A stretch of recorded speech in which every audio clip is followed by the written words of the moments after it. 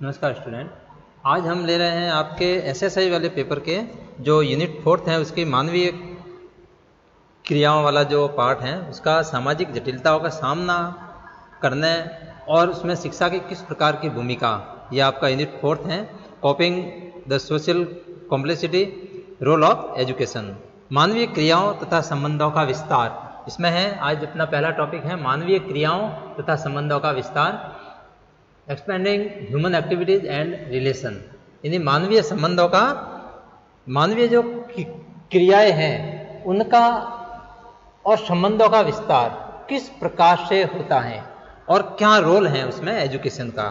तो देखिए, सबसे पहले मानवीय क्रियाएं क्या होती हैं। मानवीय क्रियाएं, मानव कुछ भी करता है, यानी दो या दो से अधिक व्यक्तियों के द्वारा, जब दो या दो से अधिक व्यक्तियों द्वारा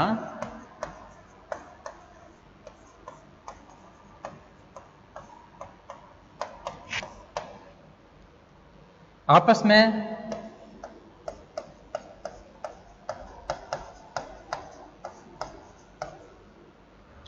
विचारों और कार्यों का आदान प्रदान, विचारों और कार्यों का आदान प्रदान,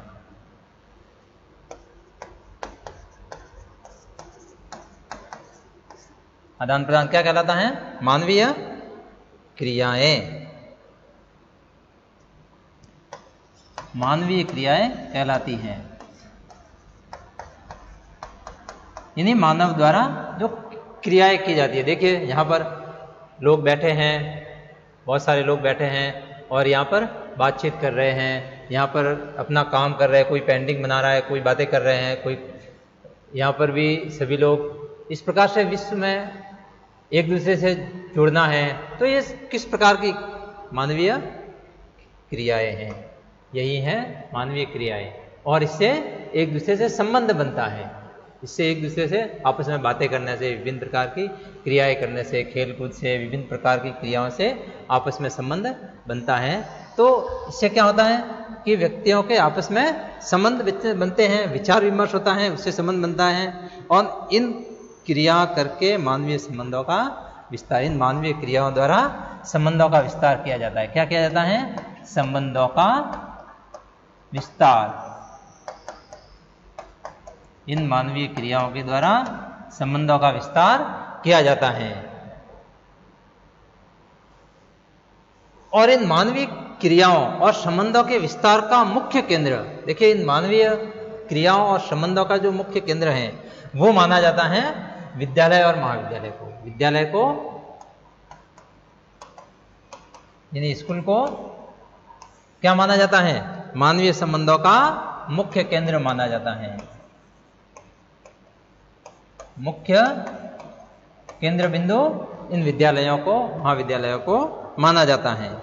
और आपस में क्रियाएं जो करते हैं वो यहाँ, और संबंधों का जो विस्तार है वो यहीं से शुरू होता है। बालक के संबंधों का विस्तार कहाँ से शुरू होता है? विद्यालय से। तो हम इसको मुख्य केंद्र कह सकते हैं। जटिलताओं को बढ़ाने से, विभिन्न प्रकार की जब मानवीय जटिलताएं बढ़ती हैं,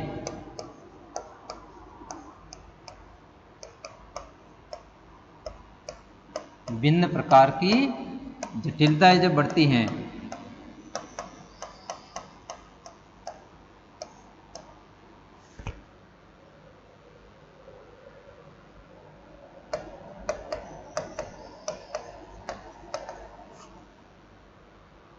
increasing complexity,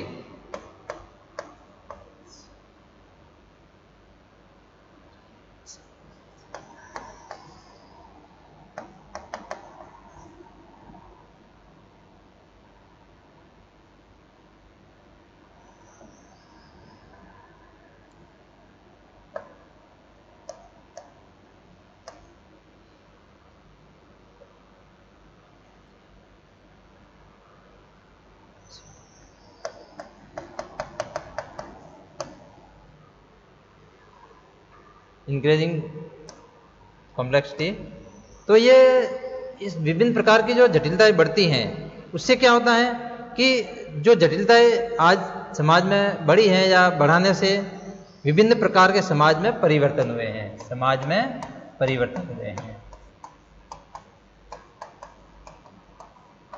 इससे समाज में परिवर्तन हुए हैं और इससे जो विभिन्न प्रकार की बुराइयां हैं वो समाप्त होती हैं। जो जटिलताएं हैं वो क्या हैं? मानवीय जटिलताएं क्या हैं? मानवीय जटिलताएं, ये जटिलताएं क्या हैं? शारीरिक या मानसिक विकलांगता, विभिन्न प्रकार के अपराध,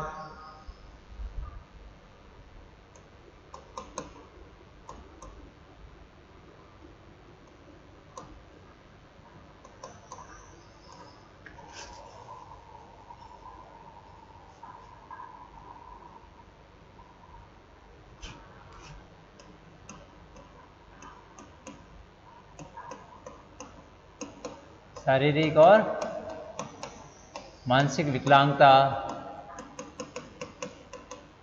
विभिन्न प्रकार के अपराध, वो अपराध चाहे किसी भी रूप में हो सकता है, वो अपराध किसी भी रूप में हो सकता है। तो ये विभिन्न प्रकार की जो जटिलताएं हैं, ये बढ़ाने से विभिन्न प्रकार के अपराध समाज में जब आते हैं, इन अपराधों को किस प्रकार दूर किया जाता है?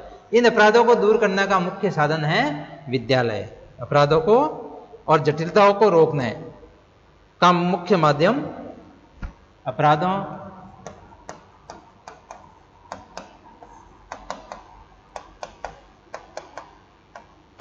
को रोकने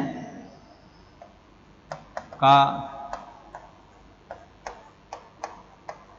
मुख्य माध्यम क्या है? विद्यालय। मुख्य माध्यम विद्यालय है। विद्यालय में विभिन्न प्रकार की गतिविधियों से शिक्षा के द्वारा हम इन जटिलताओं और अपराधों को रोक सकते हैं। शिक्षा से इन जटिलताओं को रोकने के लिए विभिन्न उपाय किए जा सकते हैं।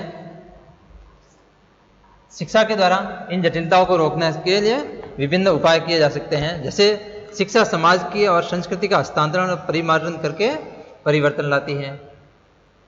शिक्षा ही बालकों के दृष्टिकोण को उदार और व्यापक बनाती है। यानी शिक्षा क्या करती है?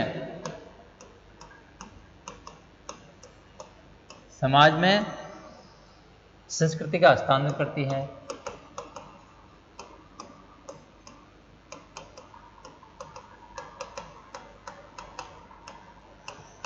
शिक्षा समाज में संस्कृति का हस्तांतरण करती है, परिमार्जन और चयन करती है।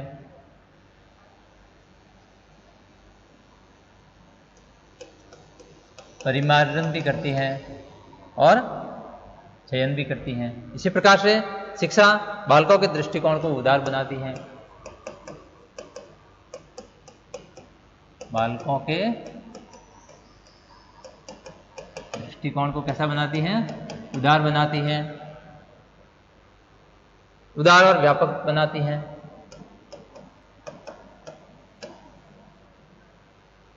और नवीनताओं को स्वीकार करना सिखाती है। क्या करती हैं? नवीनताओं को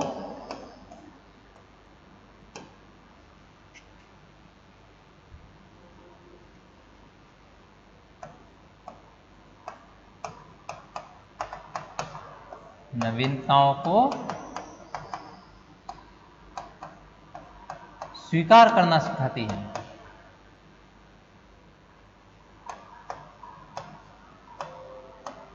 शिक्षा नवीनताओं को स्वीकार करना सिखाती है। इसी प्रकार से शिक्षा समाज की आर्थिक स्थिति को भी प्रभावित करती है और आर्थिक परिवर्तन लाती है। शिक्षा क्या करती है? आर्थिक परिवर्तन लाती है।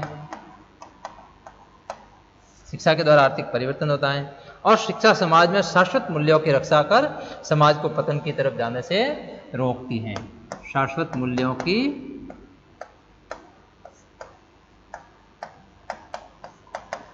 रक्षा करती है शिक्षा और समाज को पतन की ओर जाने से रोकती हैं। पतन की ओर जाने से रोकती हैं।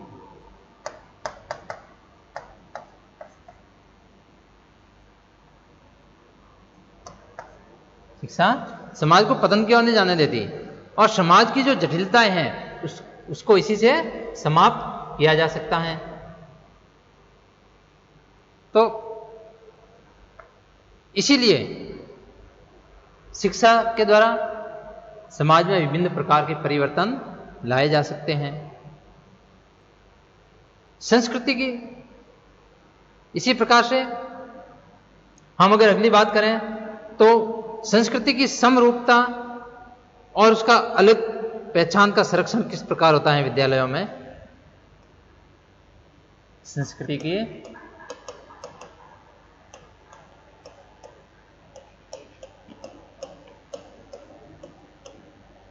समरूपता और अलग पहचान का संरक्षण।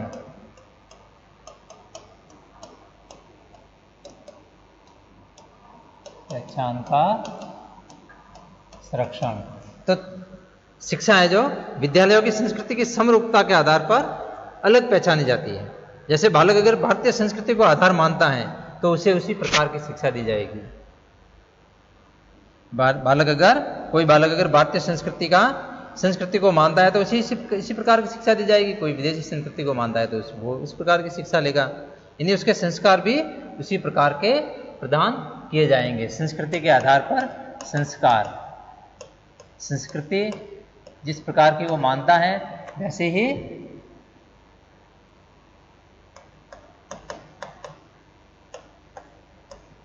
संस्कृति के आधार पर ही उसके संस्कार दिए जाते हैं। और उससे शिक्षा संस्कृति को प्रभावित करती है। शिक्षा संस्कृति को प्रभावित करती है क्योंकि शिक्षा एक सार्वभौम मानव अधिकार है। क्या है? शिक्षा एक मानव का अधिकार है। शिक्षा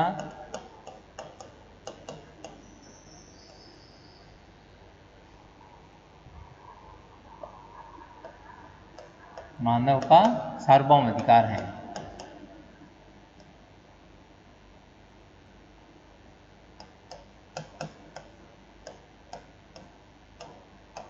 सार्वभौम अधिकार है, इसलिए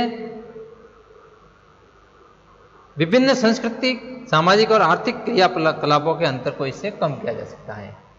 इससे विभिन्न प्रकार के वो चाहे सांस्कृतिक हो, आर्थिक हो,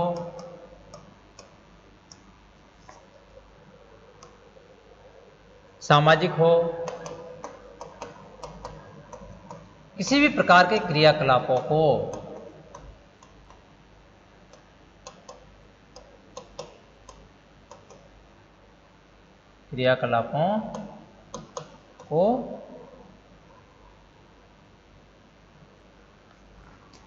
क्रियाकलापों के अंतर को कम करते हैं,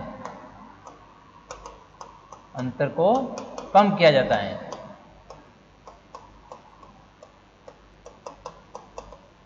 यानी जब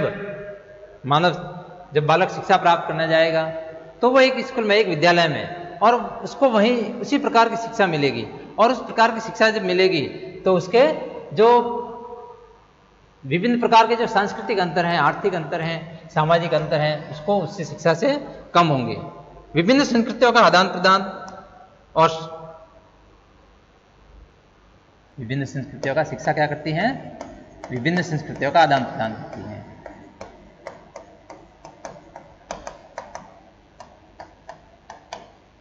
विभिन्न संस्कृतियों का आदान प्रदान करती है। इसलिए आदान प्रदान करके उस सांस्कृतिक अंतर को कम करती है शिक्षा।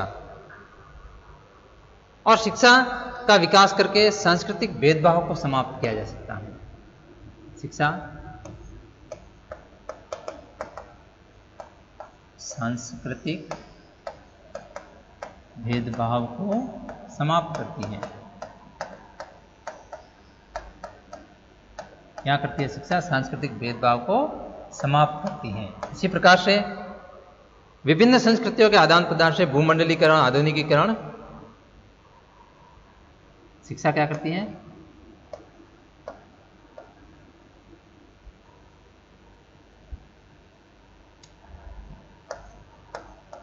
भूमंडलीकरण और आधुनिकीकरण पर जोर देती है।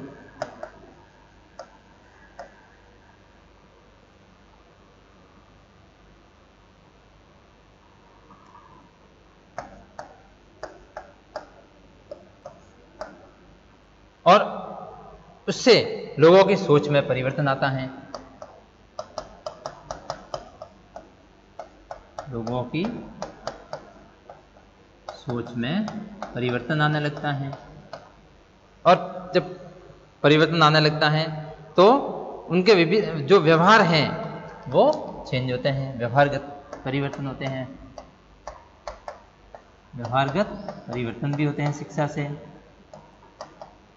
तो इस प्रकार से शिक्षा संस्कृति की समरूपता और अलग पहचान का संरक्षण करती है, क्योंकि संस्कृति से ही संस्कार उत्पन्न होते हैं।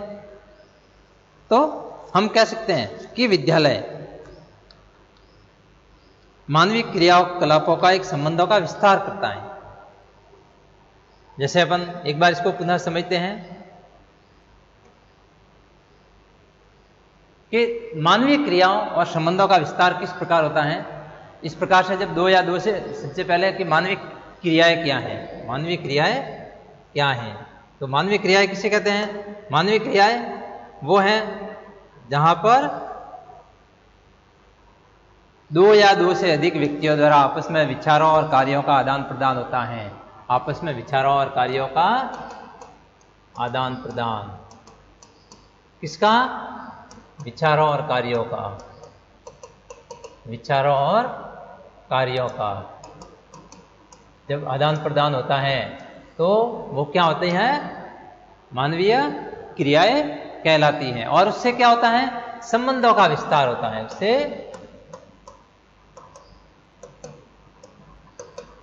संबंधों का विस्तार होता है।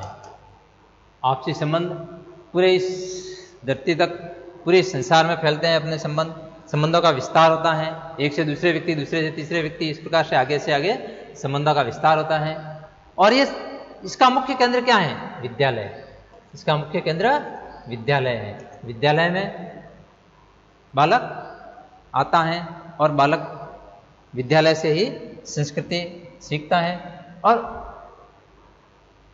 जो विभिन्न जटिलताओं को, जब इस प्रकार की जटिलताएं बढ़ती हैं और उसको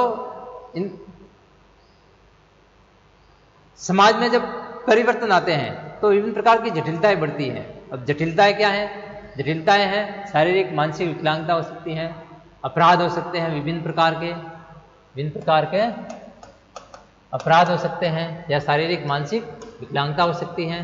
तो ये जब आती हैं तो इसको अपन किस प्रकार दूर करते हैं? अपराधों के रोकने का मुख्य जो माध्यम है वो क्या है? विद्यालय। विद्यालय में इस प्रकार से अपराधों को रोका जा सकता है और संबंधों का विस्तार किया जा सकता है।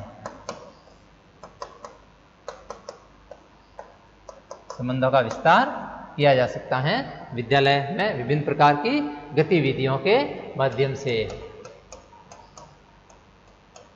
विद्यालय की विभिन्न प्रकार की गतिविधियों के माध्यम से अपराध इस प्रकार से किया जा सकता है।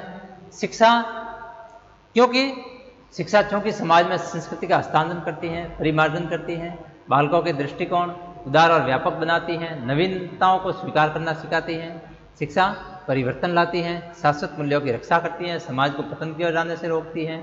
और इसीलिए जब संस्कृति के समरूपता और अलग पहचान की का संरक्षण की जहां बात होती है वहां पर संस्कृति हमें संस्कार सिखाती है। शिक्षा मानव का सार्वभौमिक अधिकार है, इसलिए ये विभिन्न प्रकार के सांस्कृतिक, आर्थिक और सामाजिक क्रियाकलापों के अंतर को कम करती है शिक्षा। क्योंकि शिक्षा विभिन्न संस्कृतियों का आदान प्रदान करती है और सांस्कृतिक भेदभाव को समाप्त करती है। भूमंडलीकरण, आधुनिकीकरण के कारण लोगों की सोचने में परिवर्तन आता है और व्यवहारगत परिवर्तन होते हैं। इसलिए शिक्षा के द्वारा ही ये संभव है कि मानवीय क्रियाकलापों के संबंधों का विस्तार किया जाए। Thank you. Next upon